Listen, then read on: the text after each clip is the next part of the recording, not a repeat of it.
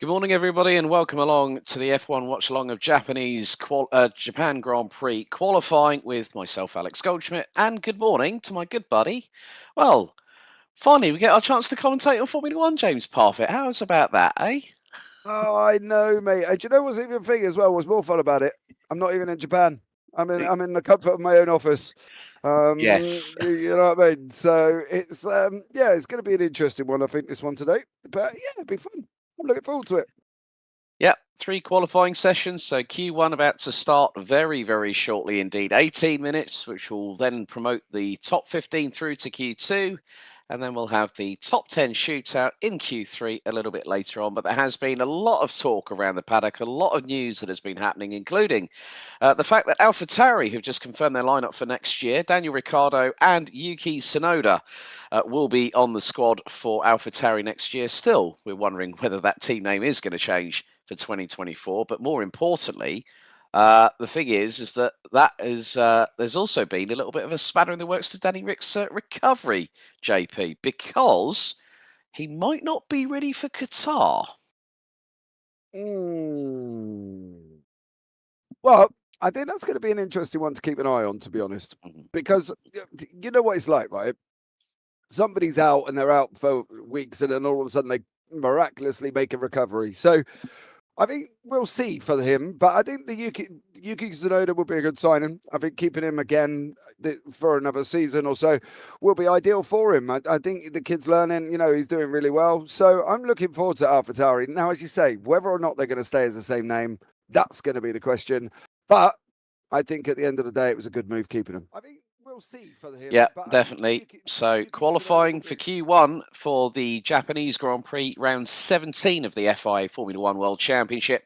Now underway, track is clear, and we are waiting for the first few drivers to make it through, make it onto the circuit. That includes Liam Lawson and Lance Stroll. Lance Stroll didn't have a good one at Singapore, having that massive crash in qualifying, and then being declared not fit to race under medical advice was probably the best thing. I mean, it was a heavy whack as well. I mean, his Aston Martin was completely destroyed, but hopefully Lance can have a better time this time out here in Japan.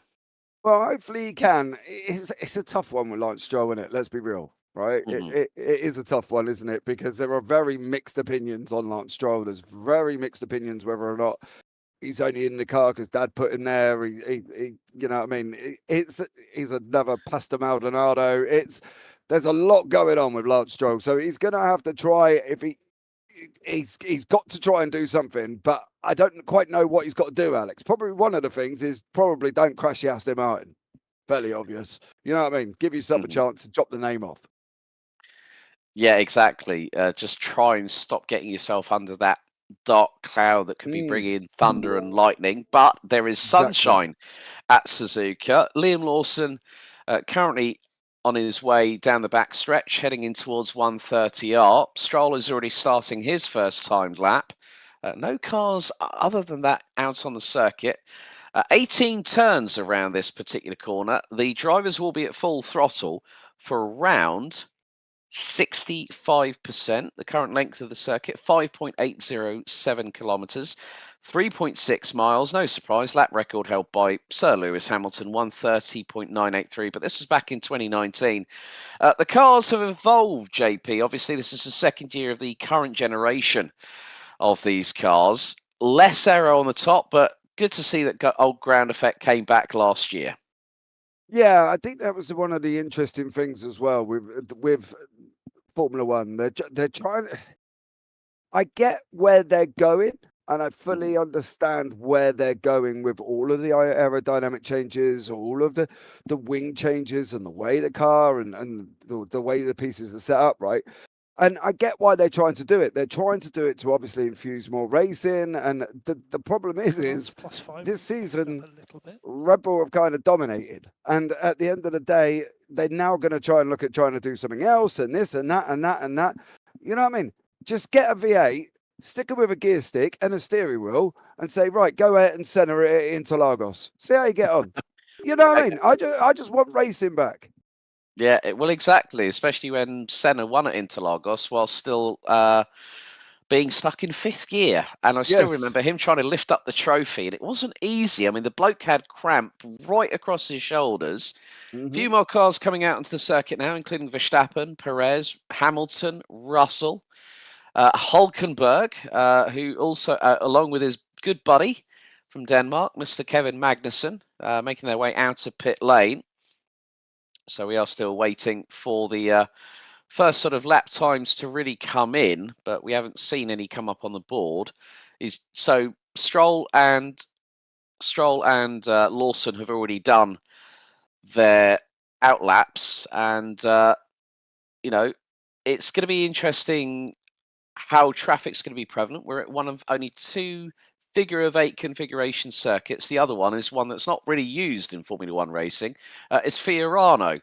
But this circuit, JP, twists, turns, 130R, if anyone might remember Fernando Alonso going high, wide and handsome around the outside of 130R over a certain 7-time Formula One world champion, Michael Schumacher, back in the day. Very long time ago. You know what I mean? Only us old people would remember things like that, you know, and us old people would probably remember the Senna Prost incident down into turn 1 where they barely got off the line as well, you know. So at the end of the day, that decided the championship there and then as well. I think the thing with Suzuka is really quite interesting circuit, right? You've obviously got the first corner, you go up through the snakes, you're running on the Dunlop, then you go around into the Degners.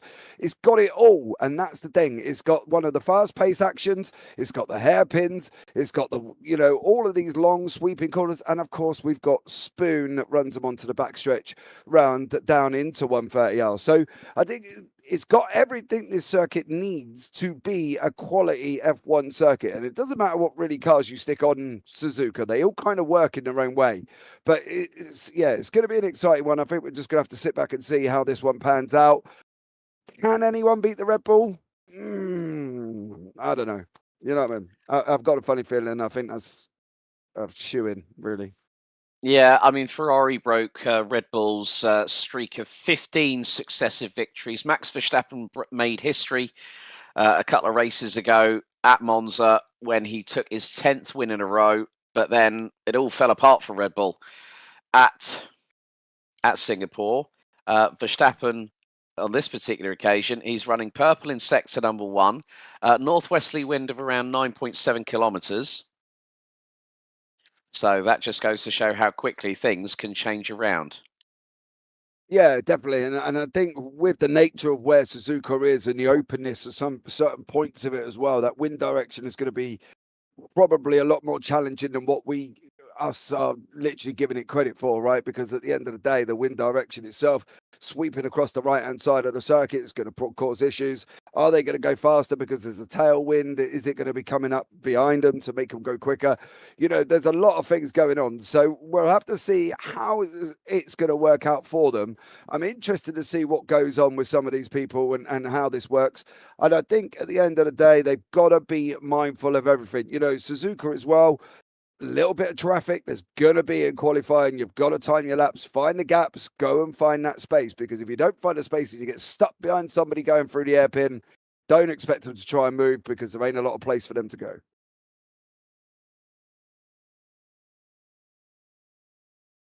And Max Verstappen and Sergio Perez, we are waiting for the timing to show up on the screens, but I can tell you that Verstappen on a 129.878, Perez 130.652. Then it's the 2 Mercedes of Russell, followed by Hamilton. Magnussen goes P5, Hulkenberg 7th behind Lawson.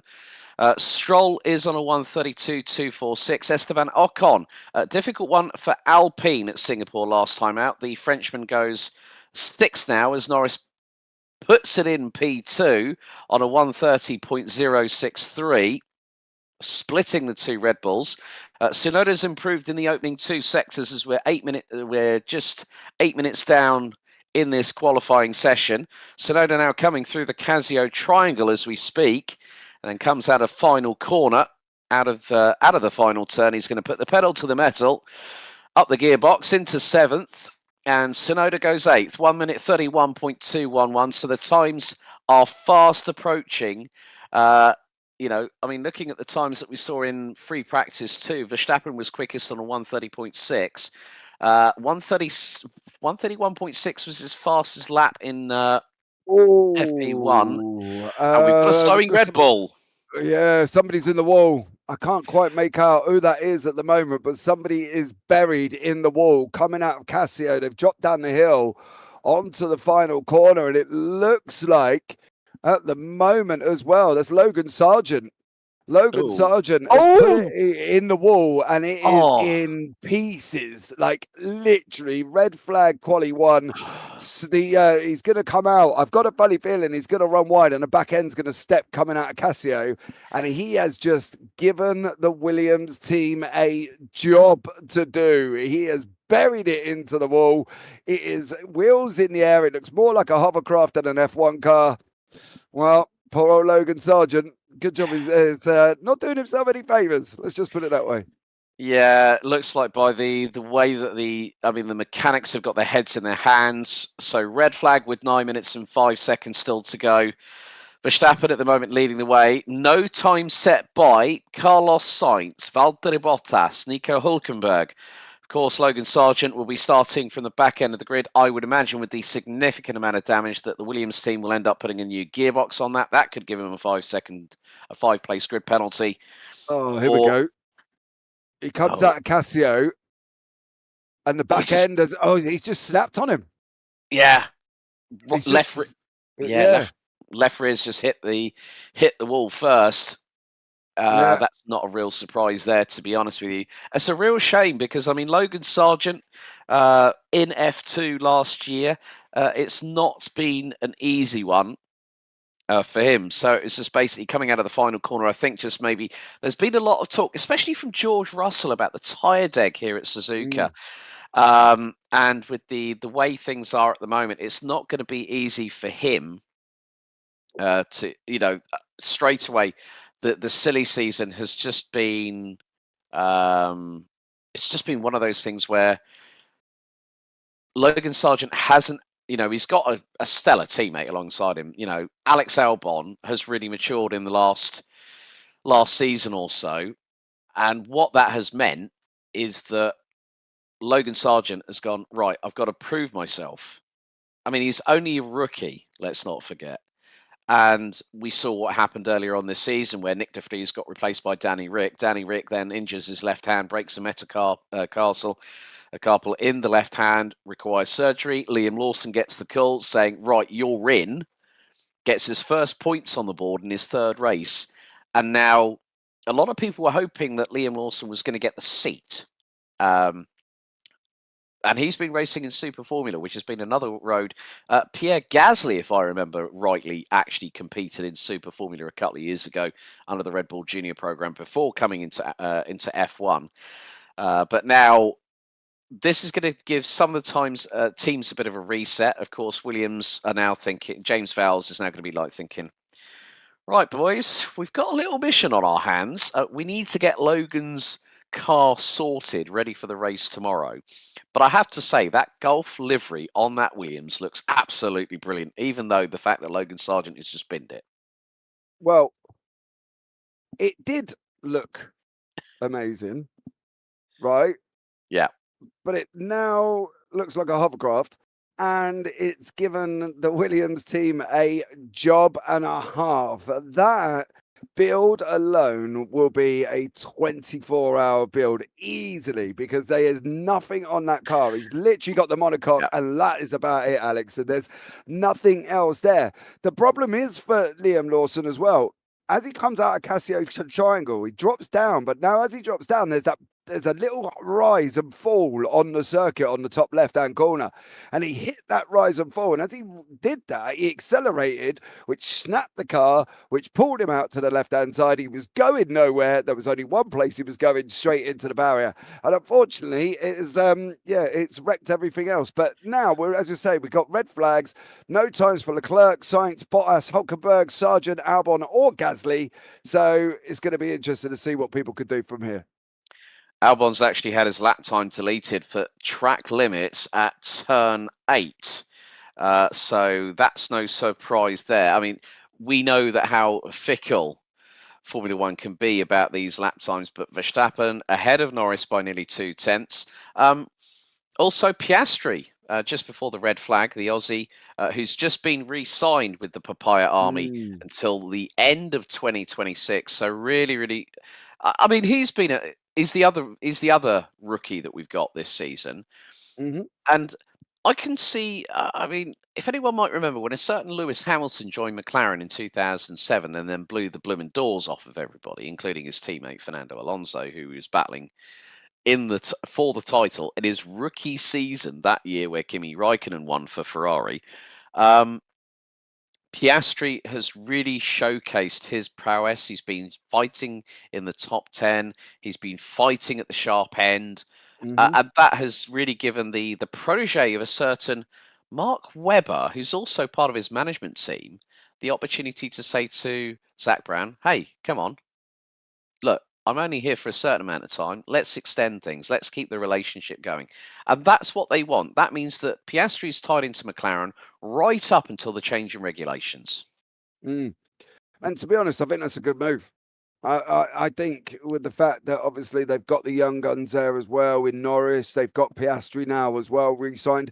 Personally, I think that's a great move for McLaren. I think getting them people, getting Piastri, getting Norris signed is a great job. You know, keeping the young kids in here, keeping the young guys as well. My fear, right? The only problem I'm going to see with all of this is look at what we've been seeing already.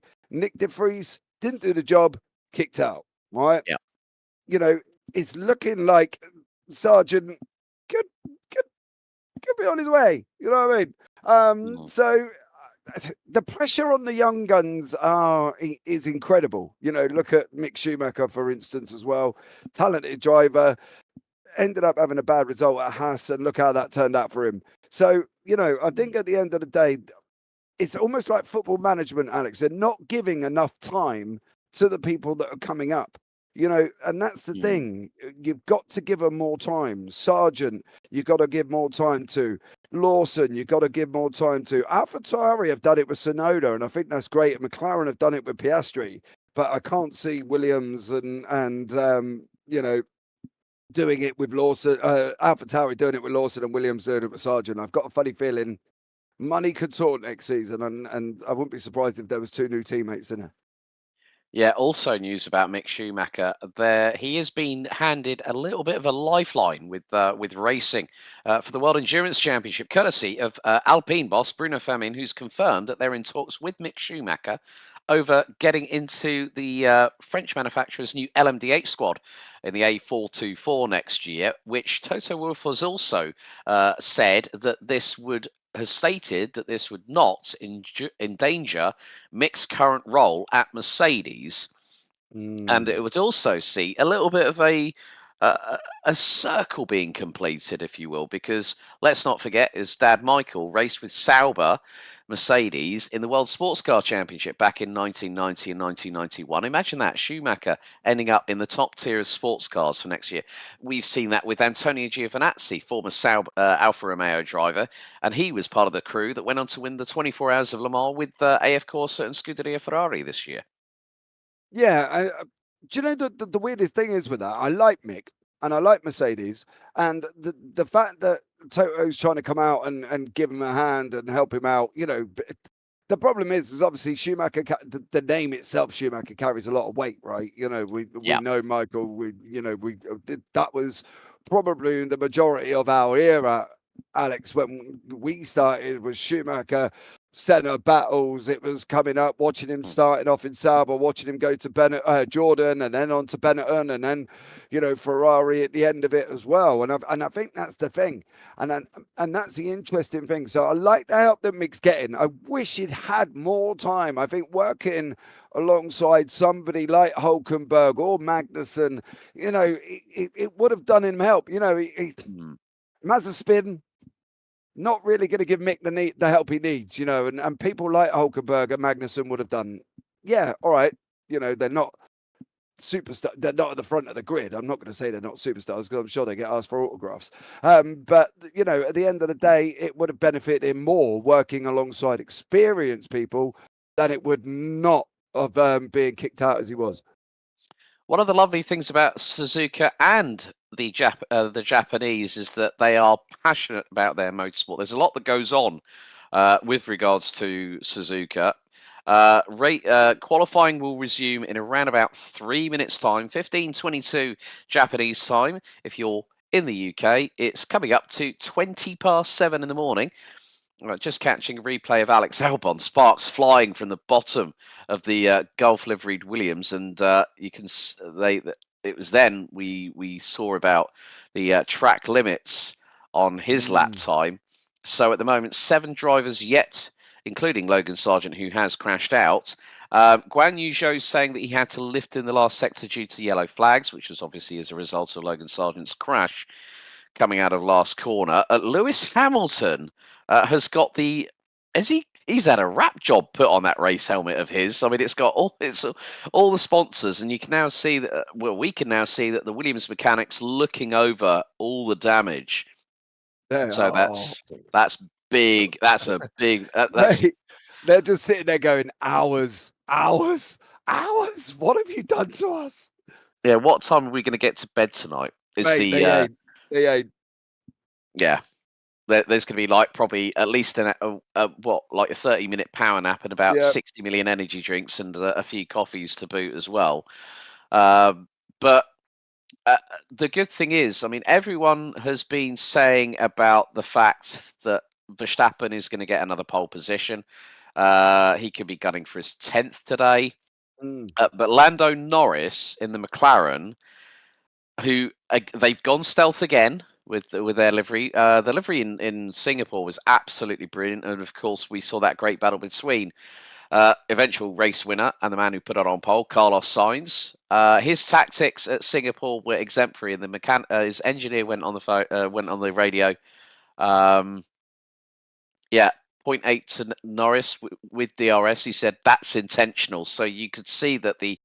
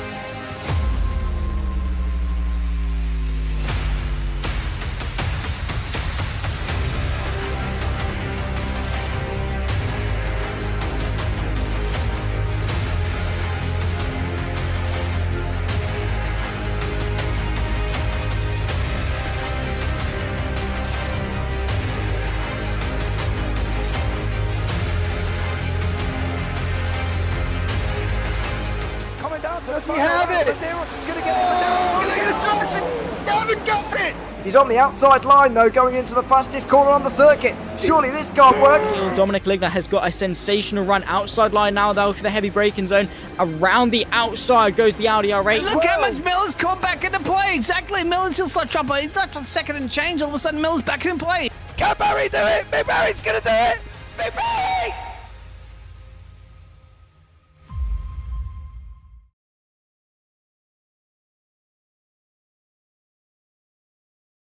Okay, we are back. We're just entered into Q3 here. It's myself, James Barber, and Alex Goldschmidt in the booth. Alex, are you there, dear sir?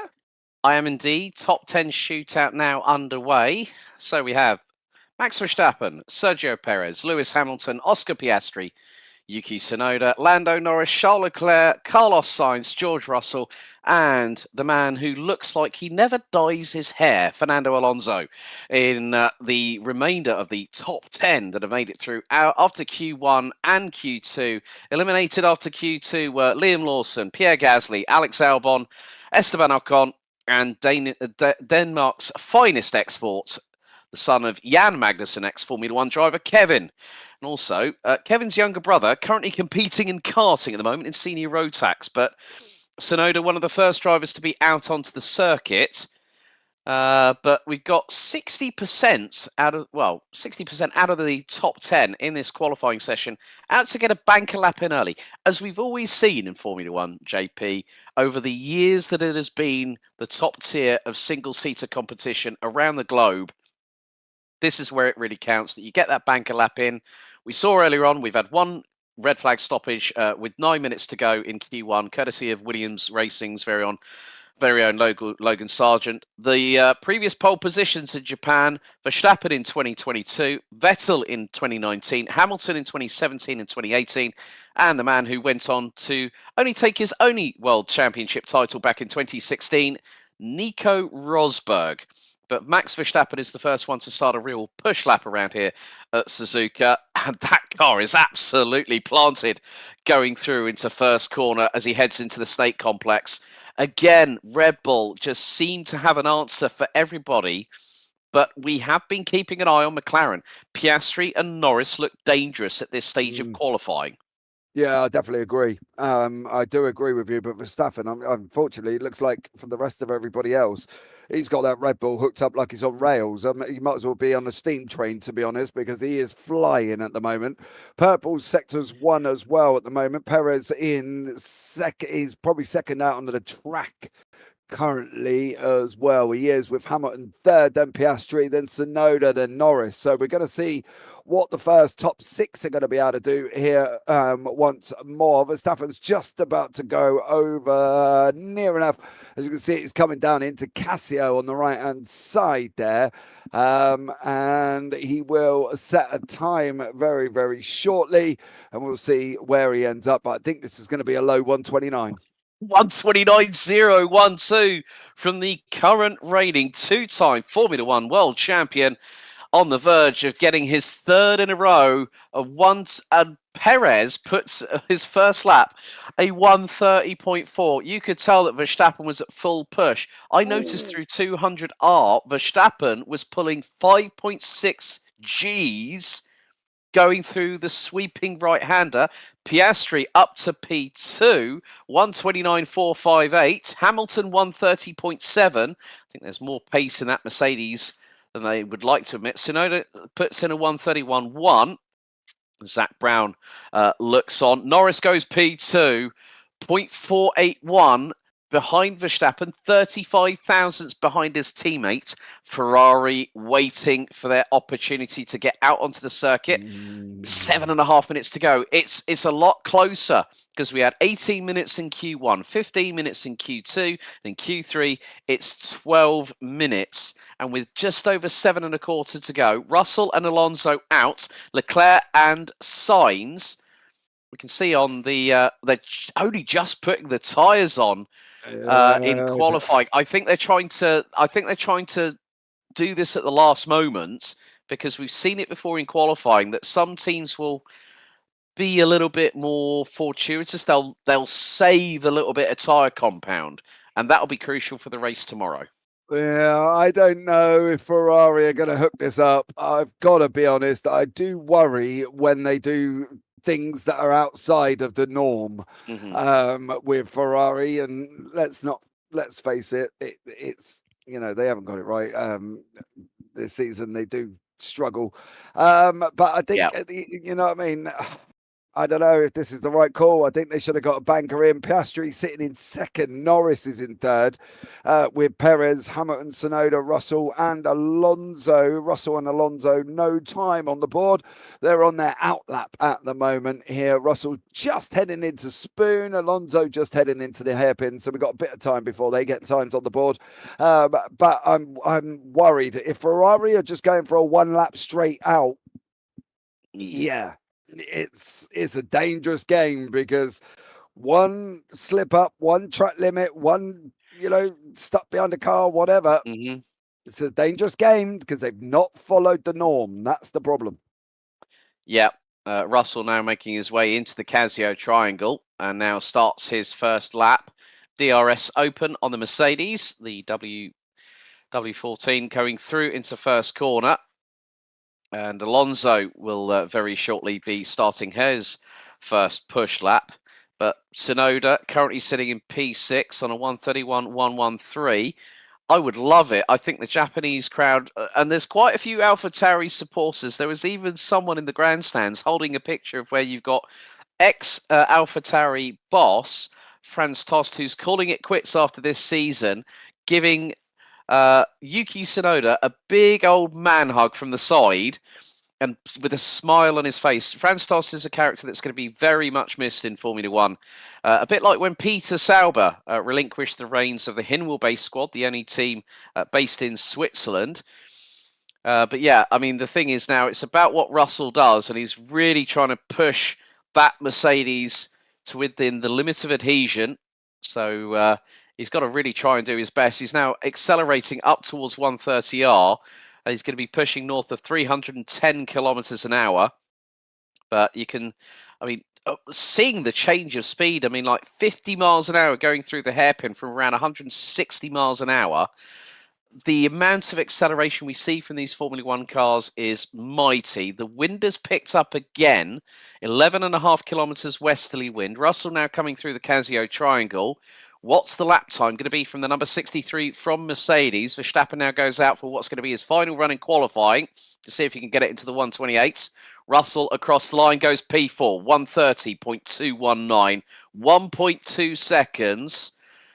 And he's exactly half a second quicker than his 7-time Formula One world champion teammate Lewis Hamilton.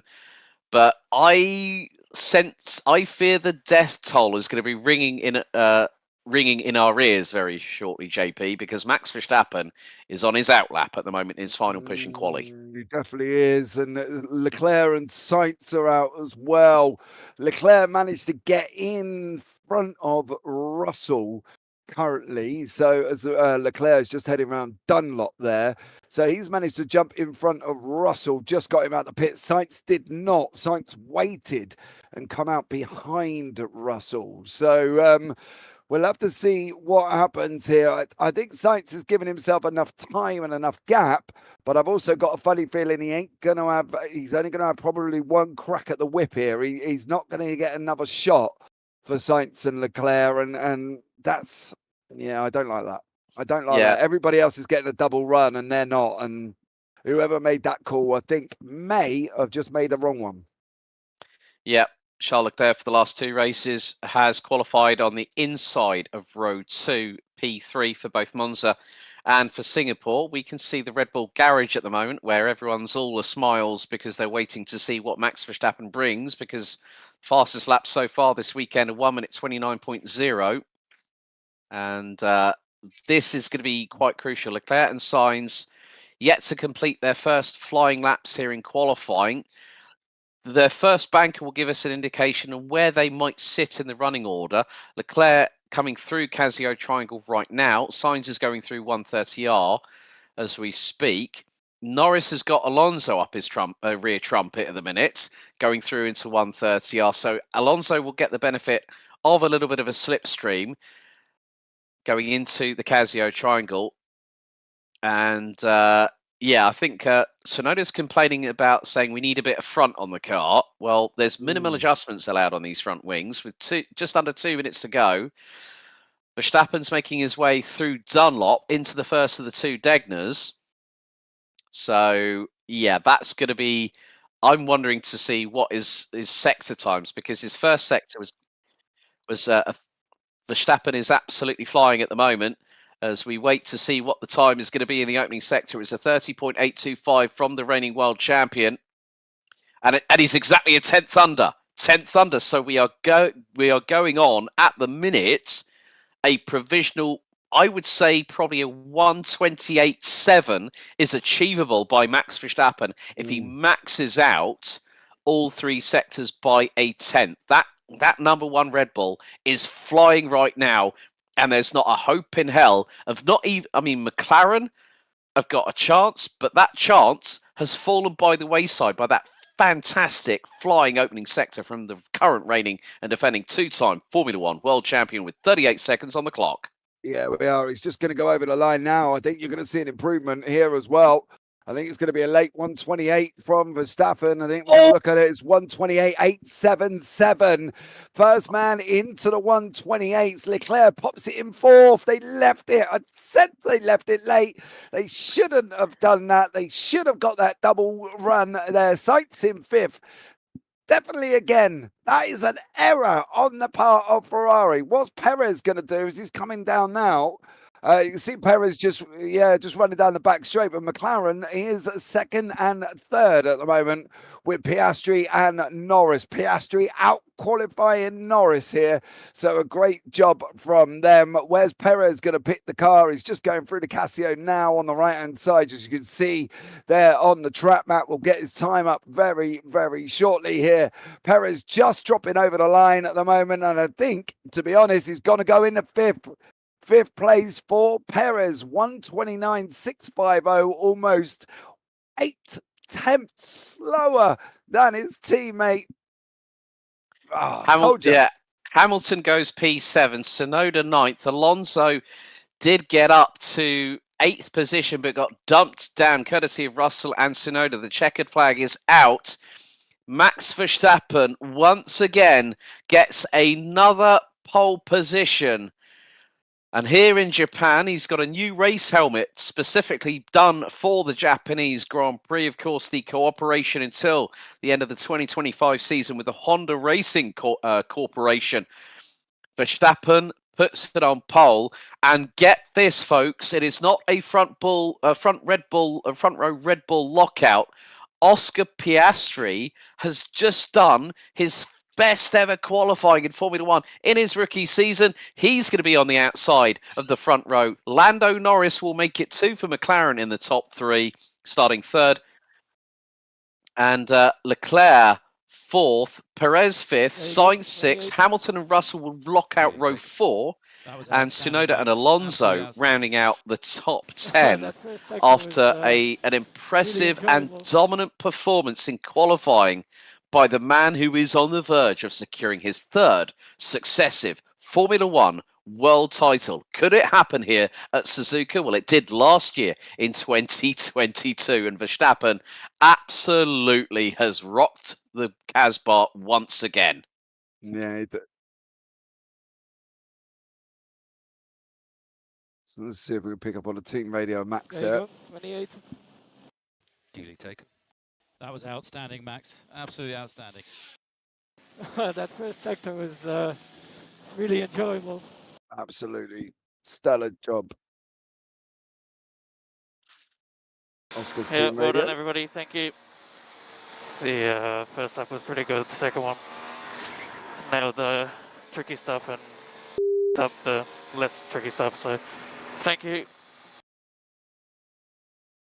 There you go. Well, absolutely stellar job there, Alex, from everyone. Don't you think? Verstappen, Piastri, Norris, you're 1, 2, 3 at the moment. And as you say, Max is over the moon. But I did call it at the beginning. I did say he would get quali. I'm going to safely say, unless Piastri and Norris can jump him tomorrow off that line, he will take the win. And he'll do it quite dominantly as well. He's looking quick. Yeah, very, very much the case. And looking at it from this perspective, Max Verstappen at the moment, in terms of the drivers' standings, is leading by he's leading Sergio Perez by 151 points.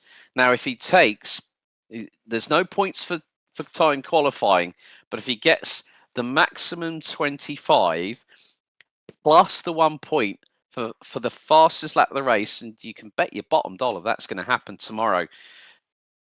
So here comes Lando Norris's team radio after securing P3. Okay, well done, guys. Pretty insane. P2, P3. Well done.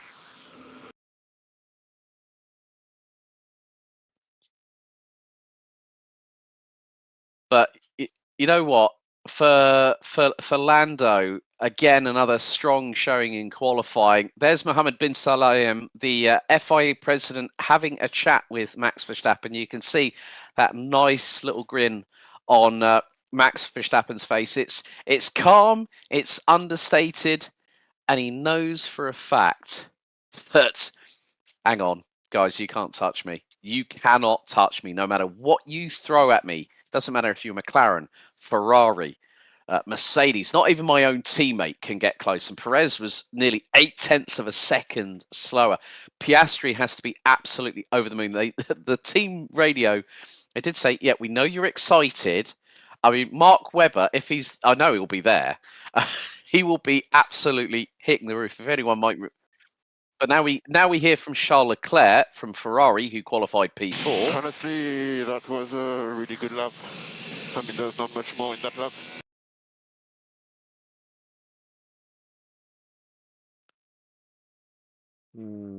Yeah, and him saying that being a really good lap, but I think, as you said, James, and you rightly pointed this out, that Ferrari, they were too late getting those cars out. If they got them out probably about a couple of minutes earlier, I think they might have had a chance to be in the top three, the pair of them, whether it would have been Leclerc or Sainz, in front of one another.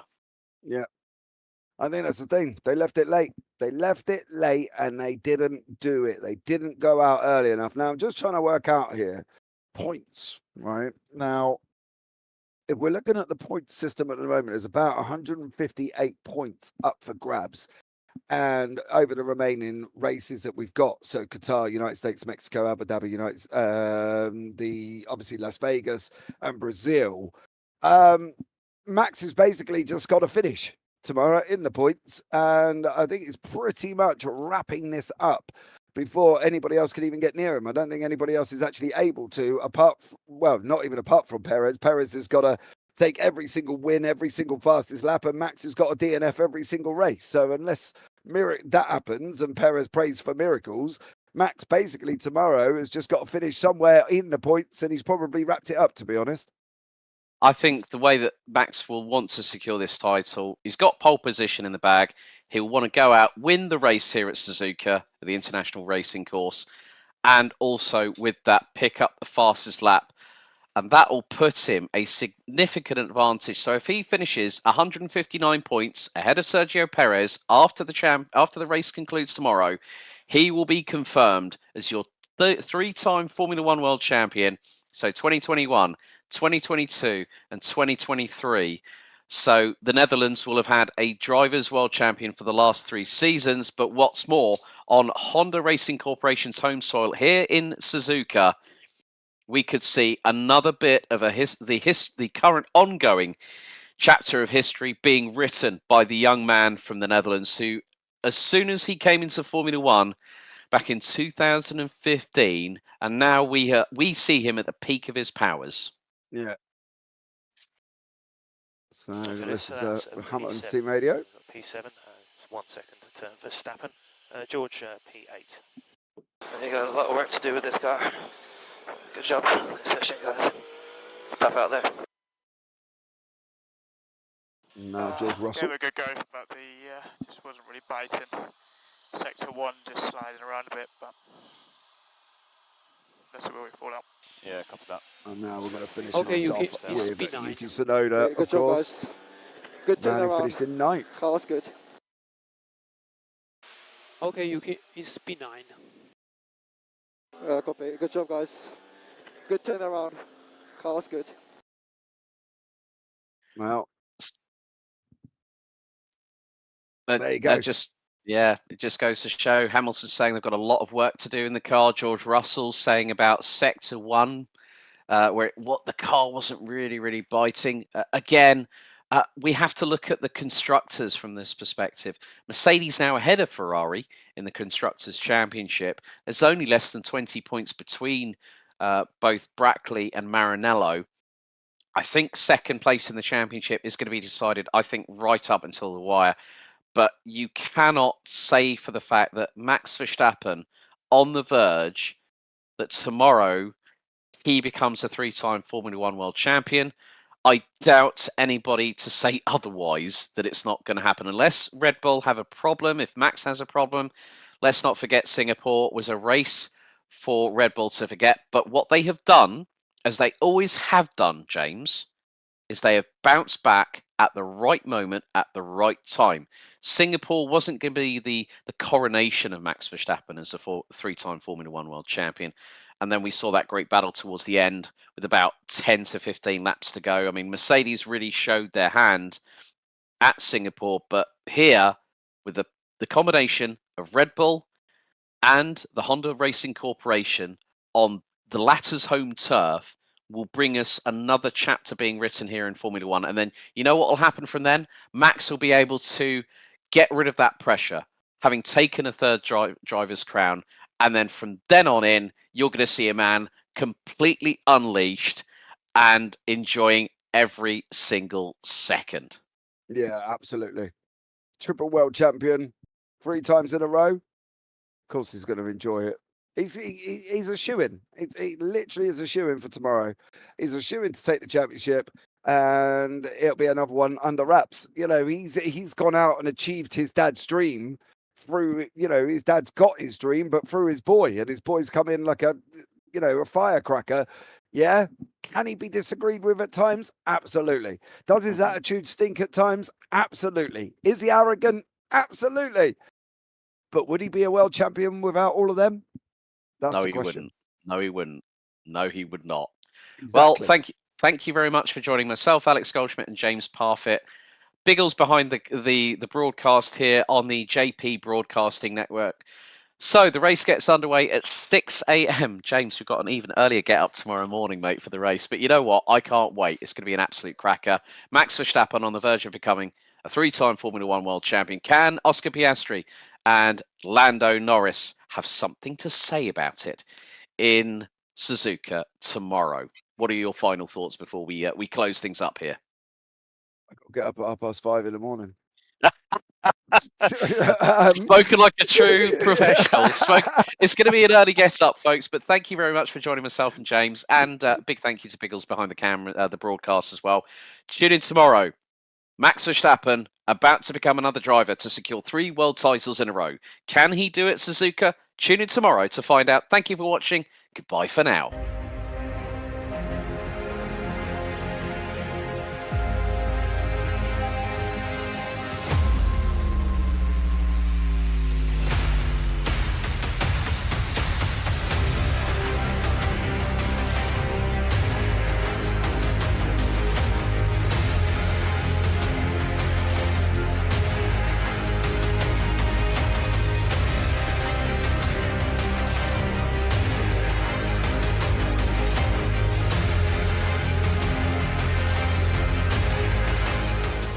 Does he have it? Medeiros is going to get